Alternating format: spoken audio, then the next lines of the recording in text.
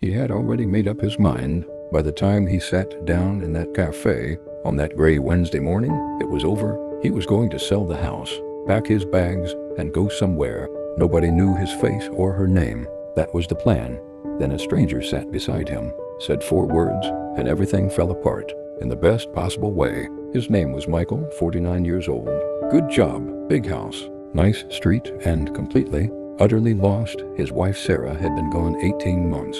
Not left, not divorced. Gone. Fast. The doctor said fast like it was supposed to help. It didn't help. What helped was nothing. Actually, nothing helped. He went to work. He came home. He ate. He slept. He woke up and did it again. Every day the same. Every day without her. The house had 4 bedrooms. He used one. Couldn't touch the others. Her side of the wardrobe, still full, still untouched. He couldn't open it. Couldn't clear it. Couldn't do anything except close that door every single morning and walk away. He kept buying too much food. Kept reaching for his phone to call her. Kept waking at 3 a.m. thinking about every time he'd said, "In a minute, love," and there were no more minutes left. That was the thing sitting on his chest every single morning. He went in because it was raining. Nothing special about that. No sign from the universe. Just rain. He ducked into the nearest doorway. It was a small café, 6 tables. Smelled like coffee and fresh bread. The kind of place Sarah would have loved. She always found places like this. Would grab his arm mid-street and say, "Oh, in here, come on." Before he even saw it, he ordered black coffee. She used to call it his punishment drink. Said nobody who actually enjoyed life drank black coffee. He almost smiled, almost. He sat by the window, watched the rain, held his mug with both hands. On the table in front of him, a leaflet from the estate agent across the road. Thinking of selling? We'll handle everything. He was thinking of selling. He wanted someone to handle everything. He was tired. Tired of the house. Tired of the silence. Tired of waking up every morning and doing it all over again. Alone. He was going to ring that number. Today. Right after this coffee. He decided. She sat at the table beside him. Older woman. Maybe 70. White hair. Autumn-colored coat. A old paperback she'd clearly read 10 times before. She ordered tea, opened her book. He looked back at his leaflet. Then he felt it. That feeling of being watched by someone not trying to hide it. He looked up. She was looking straight at him. Calm, unhurried. The way old people look at you when they've seen enough of life to stop pretending.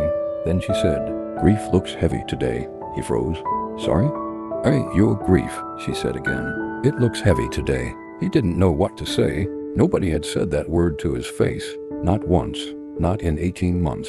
People said loss. People said difficult time. People asked, "How are you holding up?" and crossed their fingers, hoping he'd say fine.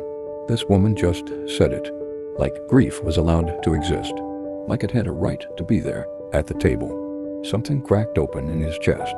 "I'm selling my house," he heard himself say, to a complete stranger. Without planning to. We lived there together. My wife and I, she died 18 months ago. And I can't be there anymore. I can't. He stopped talking, looked out the window. She didn't rush him, didn't say "I'm so sorry" and look away. She just let the silence be there, which was somehow the kindest thing anyone had done in a very long time. "Where did you meet her?" she said. 4 words. That was all. And everything he had been carrying alone for 18 months finally had somewhere to go. He talked for 20 minutes straight. He told her about Helen Street, a friend's birthday party. Terrible night. Too loud, too crowded. Warm wine in plastic cups. He'd been standing near the kitchen, pretending to enjoy himself, when this woman appeared beside him and said, "This is awful, isn't it?" Not a question. He laughed. First real laugh all evening. "Completely awful," he said. That was it. That was the beginning of 11 years. He told the woman about the flat that flooded twice, about the dog they argued about and got anyway and both loved completely, about Portugal. It rained the whole week. They barely left the room. Best holiday of his life. About the last good day. They'd driven to the coast. No reason, just let's go. Sat on a bench. Sea in front of them. She put her head on his shoulder. Neither of them said anything. He didn't know it was the last time. You never know it's the last time. I just keep thinking about everything I didn't say, he told her. All the times I said in a minute. All the times I was busy. All the times she walked out of the room, and I let her go because I thought there'd be more time. The woman listened to all of it. Then she said simply, "You loved her completely." "Yes," he said. Then she knew, the woman said. "Whatever you think you left unsaid." She already knew. That's what love does. It fills in the gaps. It always fills in the gaps. She left an hour later, stood up, paid for her tea, tucked her book away, paused at his table. "Don't sell the house yet," she said quietly. "Not while leaving feels like running. Wait until it feels like a choice. There's a difference." Then she walked out into the rain. He never got her name, never saw her again. Asked the cafe staff. Nobody knew her. He sat there a long time after she left. Looked at the estate agent's leaflet, then folded it up, put it in his pocket. Not to ring the number. Just not today. He ordered another coffee. Black, his punishment drink. He thought about Helen Street, about warm wine and plastic cups, about a girl who told the truth, about a terrible party, about 11 years, so full of life. He hadn't noticed how full until it was gone. And slowly, something shifted. Not fixed, not healed, just shifted. Like a window opening in a room that hadn't had fresh air in a very long time. He put his hand in his pocket, felt the folded leaflet, heard Sarah's voice in his head. Nobody who actually enjoys life drinks black coffee.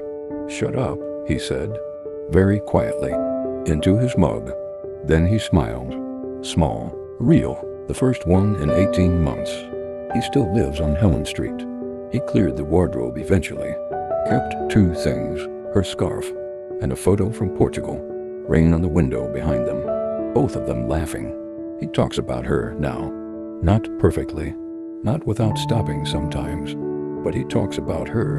And on the hard mornings, when the bed is cold on her side and the house is quiet and the weight comes back, he thinks about a woman in an autumn coat who sat beside a stranger and simply asked, "Where did you meet her?"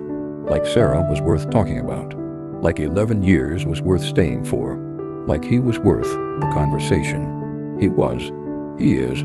For everyone carrying grief in silence. You are allowed to say her name. You are allowed to talk about him. Grief that gets spoken, gets lighter. We don't post often, but when we do, it's always worth stopping for. You may never come across us again. Subscribe and follow us if you don't want to miss the next one.